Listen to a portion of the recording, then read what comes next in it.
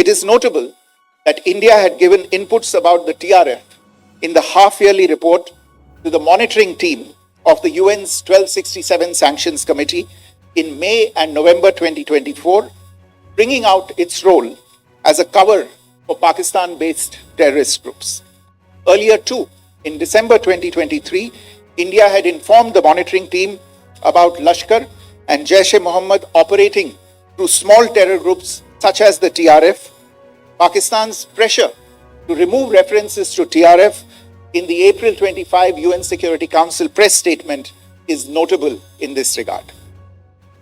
Investigations into the Pahalgam terror attack have brought out the communication notes of terrorists in and to Pakistan.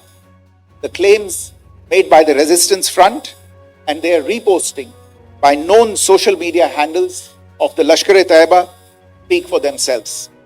Identification of the attackers based on eyewitness accounts as well as other information available to law enforcement agencies has also progressed.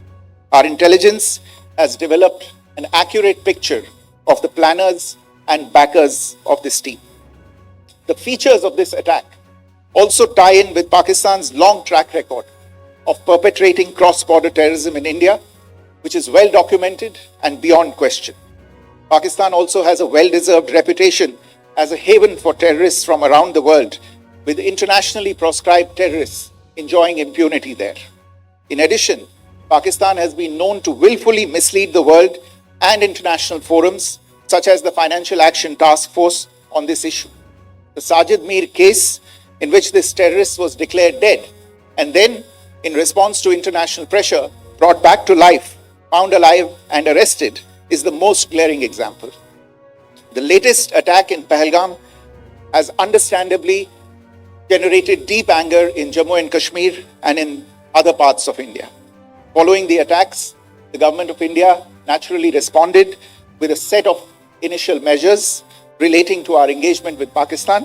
You're all aware of the decisions that were announced on the 23rd of April. However, it was deemed essential that the perpetrators and planners of the 22nd April attack be brought to justice.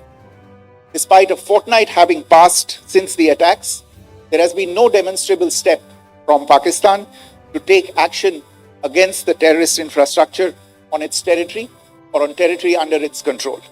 Instead, all it has indulged in are denials and allegations. Our intelligence monitoring of Pakistan-based terrorist modules indicated that further attacks against India were impending. There was thus a compulsion both to deter and to preempt. Earlier this morning, as you would be aware, India exercised its right to respond and preempt as well as deter more such cross-border attacks. These actions were measured, non-escalatory, proportionate, and responsible.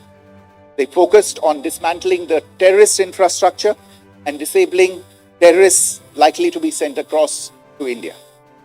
You would also recall that the Security Council on 25th April 2025 had issued a press statement on the Pahalgam terror attack, underlining, and I quote, the need to hold perpetrators, organizers, financiers, and sponsors of this reprehensible act of terrorism accountable and bring them to justice, unquote. India's latest actions should be seen in this context. Joining me for this briefing on our actions earlier this morning are Colonel Sophia Qureshi and Wing Commander Vyomika Singh. I will request them to share some details regarding Operation Sindoor with all of you.